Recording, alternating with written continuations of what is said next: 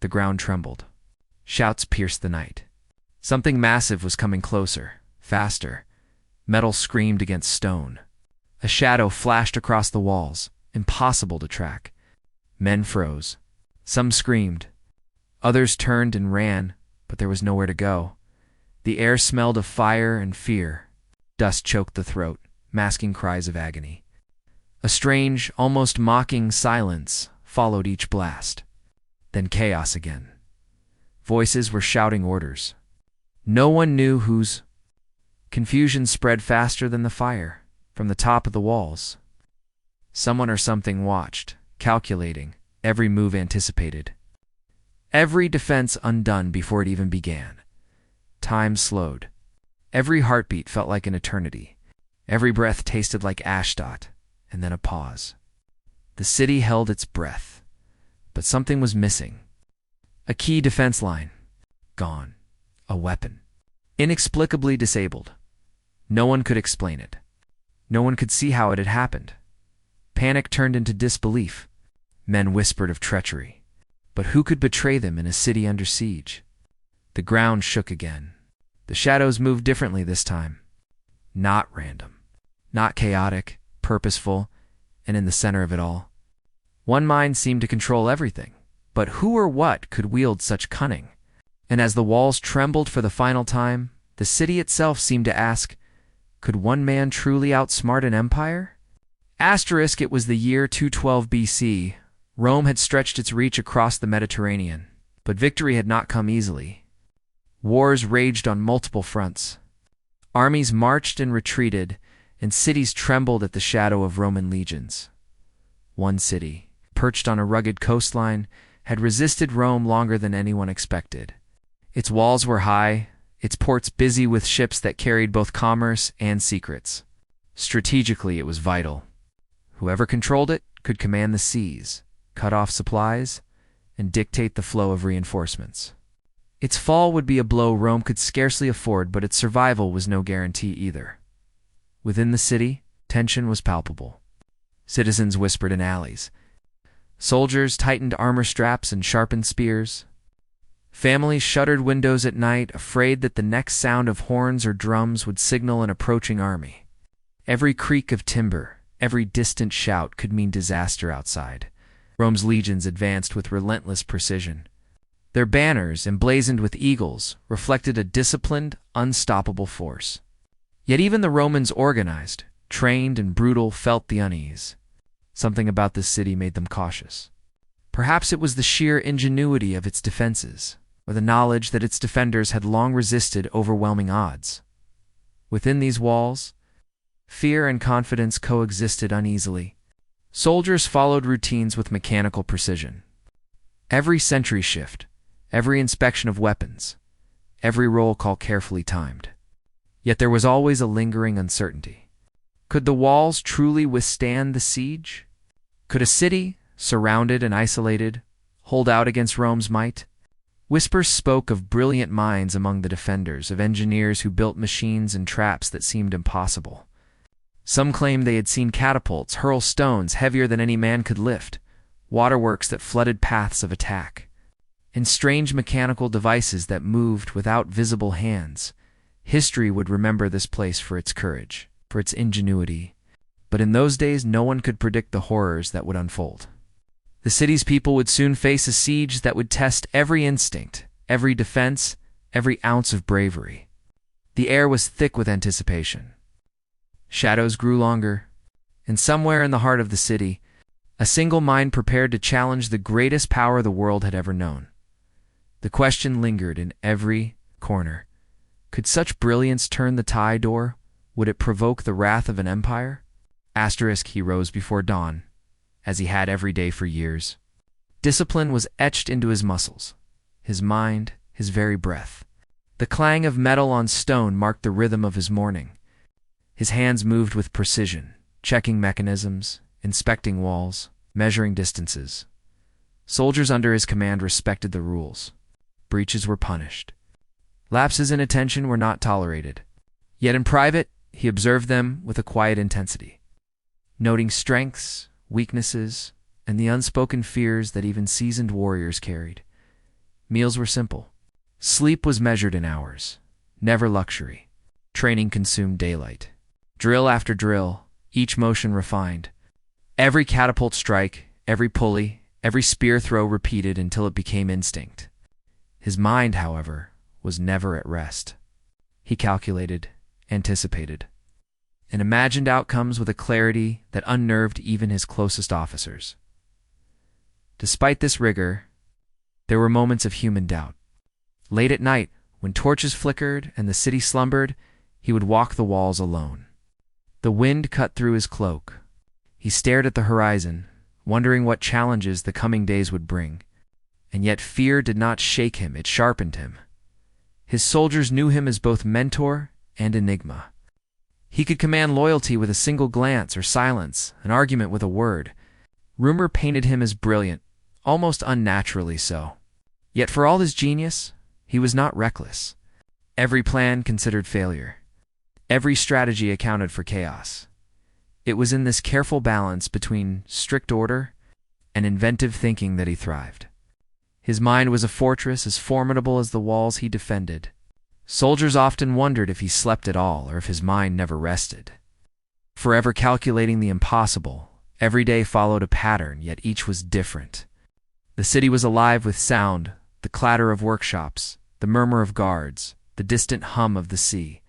Within that rhythm, he moved like a conductor, orchestrating every detail without exposing the whole symphony. And while Rome's armies marched steadily closer, he seemed to sense their moves before they were made. Orders were issued quietly, subtly adjusting defenses, repositioning men, preparing for threats unseen. Soldiers whispered among themselves, "There is something in him that even Rome cannot foresee."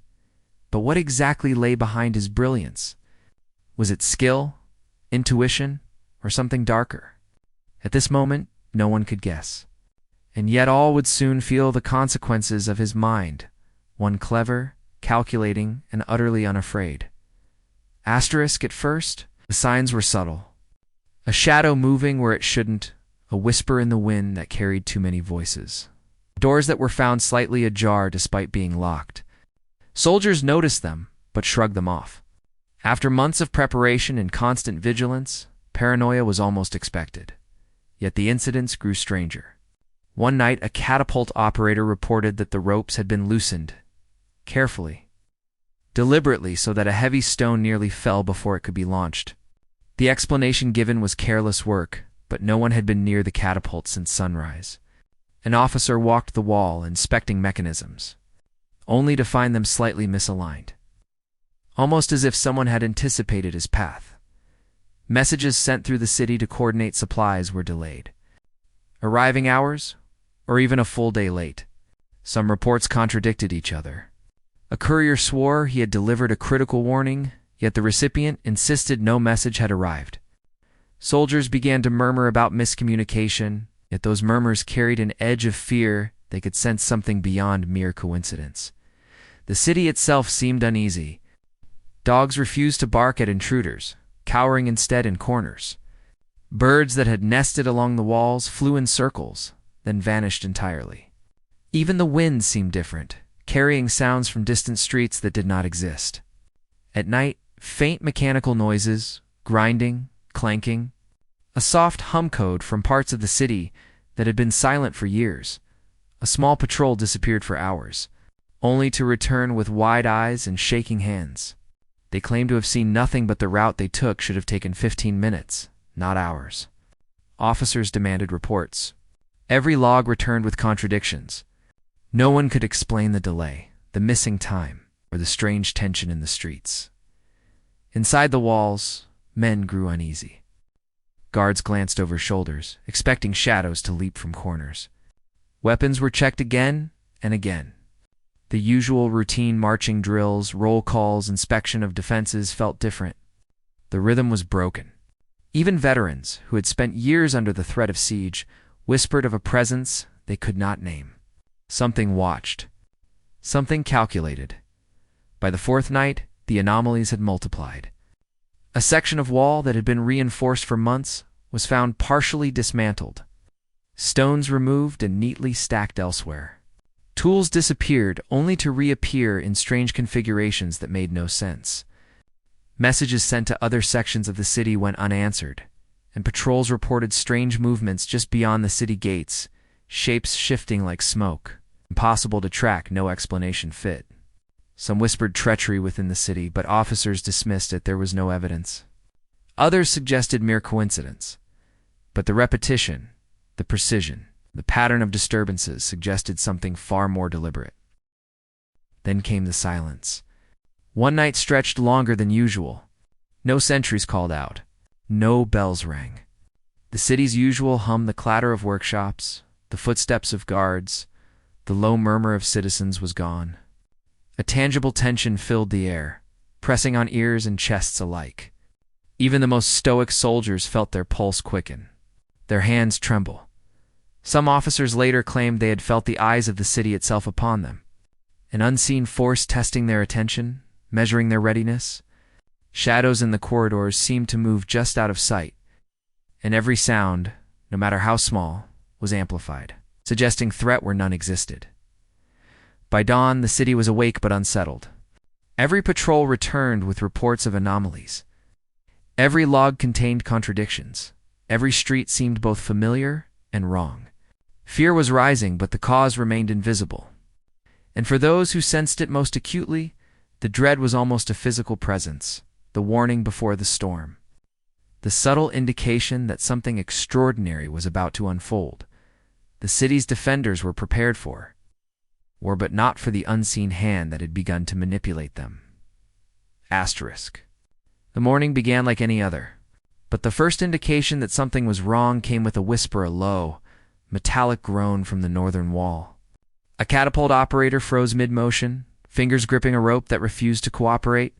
The stone intended for practice tumbled to the ground with a hollow, mocking clang. No one had touched the mechanism since dawn. Shouts erupted as guards ran to investigate, their boots clattering against the cobblestones. Confusion spread instantly. Runners delivering messages collided in narrow alleys, each insisting they were following orders, yet none were consistent. Soldiers stumbled over misplaced equipment. Weapons perfectly arranged the night before were suddenly askew. From the walls, the city's defenders could see formations of Roman soldiers approaching, but even their advance seemed unusual. Lines wavered, formations broke unexpectedly, as if reacting to movements the defenders had not yet made. Arrows were loosed, then abruptly halted by ropes that had shifted unseen. Catapults misfired, stones bouncing harmlessly or failing to launch entirely. The city, so disciplined, felt suspended in a moment of perfect disorder. Inside the streets, the effect was magnified. Doors that should have been locked swung open. Gates refused to latch. Soldiers called out for reinforcements that never arrived. Every attempt to organize a defense seemed to unravel the moment it began. Officers barked orders, but the words never reached those who needed to hear them. Confusion spread faster than the morning light. In one courtyard, a group of archers prepared to intercept a minor attack. They raised bows in unison, but as they loosed the arrows, ropes and pulleys above them shifted without warning. The arrows missed their mark entirely, some tangling in the mechanisms, some deflecting harmlessly. The archers froze, eyes wide, trying to understand how precision had become chaos. Meanwhile, along the walls, sentries noticed something stranger still. Sections of battlements that had been manned were empty. Not a single soldier remained in positions that had been critical only moments before. Panic began to ripple through the ranks. Whispers of sabotage, betrayal, or curses spread, but there was no proof. Only the unnerving certainty that something or someone had manipulated every aspect of the city's defenses. From the central command, the Mastermind observed calmly. His presence was invisible, his influence precise. Every misstep, every delayed report, every faltering defense, he had anticipated it. Soldiers moved as though caught in a storm they could not escape. Chaos unfolded like a pattern, perfectly orchestrated. Yet no one could discern the logic behind it. Noise overlapped in layers. The clatter of stone striking stone. The creak of shifting gates shouted commands. The murmur of panicked citizens. In every corner, men ran, seeking clarity, only to collide with new obstacles. Tools had been moved, doors barred by invisible hands, and sections of wall that had been secure now vulnerable, and then the silence. It came suddenly, almost impossibly. Streets that had been filled with movement were empty. Catapults hung frozen, bows lowered. Soldiers paused mid-step, heads turning as if the city itself had drawn a breath. The wind carried no sound, no shout, no clatter. Only the faint hum of something mechanical, precise, and deliberate. Even the approaching enemy seemed to hesitate. Formations faltered, confused by movements that made no sense. It was as if the entire battlefield had been paused, time stretched thin, controlled by an unseen hand. When the silence broke, it was not with a roar, but a subtle shift. Entire groups of soldiers were gone from their posts. Defensive positions that should have been filled were empty. Weapons remained untouched. Mechanisms that had been primed for action were rendered useless, immobilized by some invisible manipulation. Those who remained could only stare, mouths open, hearts pounding. The walls, the gates, the streets, everything seemed simultaneously familiar and alien. The city, for all its preparation, had been rendered fragile in moments. By midday, rumors spread among the scattered defenders. Entire battalions had vanished. Mechanisms had moved on their own, and every attempt to restore order only increased disorder. Fear replaced coordination. Orders became suggestions. Discipline crumbled, leaving only instinct and confusion. Yet through it all, one presence remained unshaken, calculating, precise. The mastermind moved like a shadow across every street, every wall, every tower, but no one could see him. And as the sun climbed higher, the city trembled under the weight of uncertainty. Each soldier silently asking, how could a single mind orchestrate such complete disruption? By evening, the chaos had subsided into a strange stillness. Not victory, not defeat, only silence. Sections of the city remained deserted. Catapults hung useless. Archers stared at empty streets and patrols wandered, uncertain where to go or whom to follow. The incident had passed, but nothing was resolved. The city itself seemed to ask the same question the soldiers did. What had just happened? And no one had an answer. Asterisk, the first reports arrived at command by midday. Entire battalions had disappeared. Key defenses were unmanned. Mechanisms that should have been operational were frozen, and patrols returned with fragmented accounts each contradicting the other. Officers moved quickly to assess the damage. Maps were spread across tables, orders issued, and search parties dispatched. Soldiers combed every street, every courtyard, and every tower, calling names, counting men, checking weapons. Yet the results only deepened the mystery. Some units were found intact and in position, but men insisted they had been somewhere else entirely. Others vanished completely, leaving no trace of passage or struggle. Investigation teams interviewed witnesses. Some described shadows moving too quickly to follow. Others insisted they had heard mechanical noises that defied explanation or seen doors shift on their own. Yet every report was riddled with inconsistencies. Names didn't match rosters. Times didn't align. Locations contradicted maps. Documents were scrutinized. Logs from the day of the incident revealed anomalies. Messages that should have been delivered were unaccounted for. Couriers' routes did not match timestamps. Reports filed by different officers described the same events in entirely different ways. Pages were missing, ink smudged, and some entries seemed deliberately vague. As if certain details were meant to vanish, higher command demanded explanations. Meetings were held, strategies reconsidered, yet each theory raised more questions than answers. Was it sabotage? A sudden malfunction of equipment? Or had the city itself been outmaneuvered by a single mind too clever to be predicted? No conclusion satisfied all observers. Rumors began to circulate among soldiers. Some whispered of secret passages or hidden tunnels used by the mastermind to control events from the shadows. Others claimed certain machines, catapults, pulleys, and gates had been modified in ways that no one could detect. Even officers who had long trusted their men began to doubt the reliability of every report. Efforts to reconstruct the incident faced obstacles at every turn. Patrol logs conflicted. Witness testimonies overlapped and then diverged. Even the maps of defensive positions seemed subtly altered, though no one could prove it. Investigators noted patterns and repetitions. Impossible movements, but no explanation emerged. A subtle sense of secrecy began to take hold. Some records were sealed without explanation. Certain questions were left unanswered in official reports. Soldiers who had been at the heart of the incident spoke in whispers, careful not to draw attention. A strange understanding grew among them. Some knowledge was dangerous. Some truths were not meant to be revealed. Asterisk, the search stretched across days. Every building, every wall, every street was combed repeatedly. Yet the missing men and disrupted defenses remained a puzzle. Nothing in the aftermath made sense. The city had survived the incident, but only barely, and the nature of the disruption remained completely unknown by the end of the investigation. Confusion dominated. Reports were filed, but contradictions persisted. Witnesses were interrogated, but their accounts conflicted. Some soldiers left the city convinced of treachery, others convinced of genius. And yet no one could definitively say what had transpired. One clear truth emerged. The incident was not random.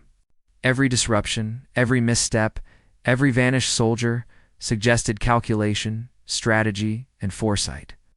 But who orchestrated it and how remained a secret. And as the city tried to rebuild its defenses, the unanswered questions lingered silent, persistent, and unnerving. Could a single mind truly manipulate an entire city without leaving a trace? No one had the answer. And the more they searched, the clearer it became that some aspects of the siege were never meant to be understood. Asterisk, in the aftermath of the siege, historians, soldiers, and scholars all struggled to explain what had occurred. Multiple theories emerged, each as compelling as it was impossible to confirm. The first theory pointed to insider betrayal. Some argued that a faction within the city, disillusioned or secretly allied with Rome, had orchestrated the chaos. Mechanisms were tampered with, patrols misdirected, and supplies intentionally delayed. Supporters of this idea cited inconsistencies in logs and missing soldiers as evidence. Yet there was no proof, no names, no confessions, no tangible trace of conspiracy. Investigators who had probed the city's inner circle reported nothing definitive. And some files from the period had simply vanished, leaving only whispers behind. A second theory suggested mechanical genius beyond comprehension. Perhaps the mastermind had constructed machines of unprecedented sophistication, devices capable of moving gates, pulleys, and defenses without human touch. Advocates pointed to accounts of doors swinging open alone, ropes shifting, and mechanisms misfiring at precisely the right moments. Yet no diagrams, sketches, or surviving devices were ever recovered. Scholars later speculated that plans may have been destroyed to protect the inventor's secrets, or perhaps deliberately hidden by those in authority. The lack of physical evidence left this theory tantalizing, but ultimately unprovable. A third theory leaned toward strategic brilliance, the notion that the mastermind had simply predicted every movement of both the defenders and attackers. He might have calculated human behavior, weapon mechanics, and timing with such precision that the city seemed to collapse under invisible influence. Supporters noted the seemingly impossible foresight displayed during the incident. But skeptics pointed out the contradictions.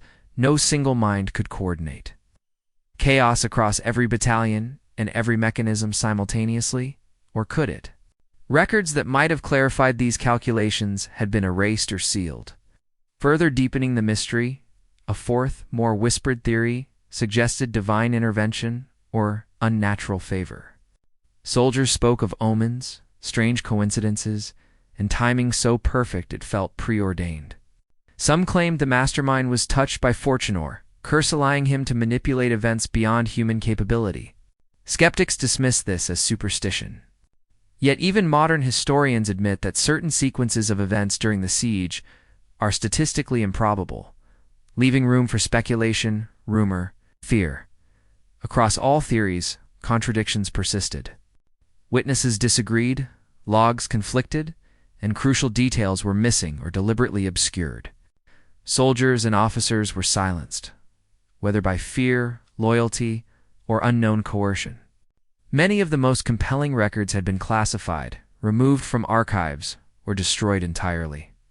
Even contemporary accounts, written decades later, offered fragments that raised more questions than answers. One truth remained constant, no matter the theory. The siege was orchestrated with an intelligence that surpassed expectation. Every move, every failure, every inexplicable success hinted at a mind or force capable of seeing several steps ahead. And yet no one could confirm the method, the motive, or the mastermind's identity. The secrecy surrounding the events ensured that speculation would continue for centuries. Classified files, erased records, and silenced witnesses have made it impossible to establish fact from fiction. What remains are hints, shadows, and fragments of testimony that point to brilliance, treachery, or perhaps something altogether beyond understanding. The siege's ultimate truth is hidden in plain sight, buried beneath contradictions and deliberate omissions. Every theory holds a fragment of reality, but none can claim the whole. And as centuries pass, the questions linger. Was it betrayal, invention, genius, or something altogether stranger? Could anyone truly control the chaos of war with nothing but intellect and foresight? The answers may never be known, but the theories endure whispered through history, inviting debate, speculation, and imagination. Asterisk history remembers battles in terms of walls taken and armies defeated. It remembers names carved into stone and victories celebrated in song. But some events are different. Some remain hidden, leaving only echoes, whispers of brilliance, chaos, and unanswered questions. The siege left the city standing, but the truth of what had occurred within its walls remains lost. The records are fragmented, the reports contradictory, the witnesses silenced.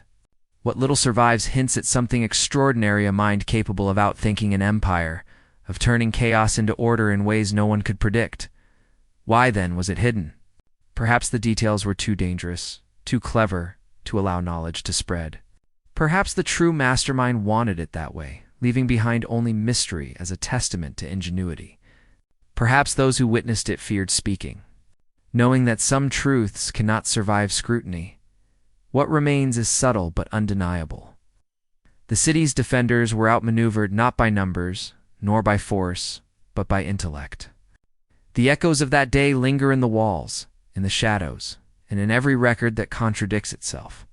The siege did not just test strength, it tested understanding, its perception, and the very limits of human foresight.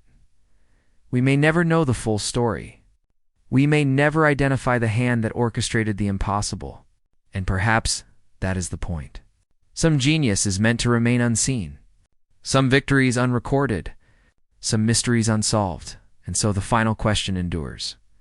Could a single mind, hidden in plain sight, truly change the course of history? And if so, why would it choose to remain a secret? The city survived. The empire marched on, and the answers remain in the shadows. What do you think really happened?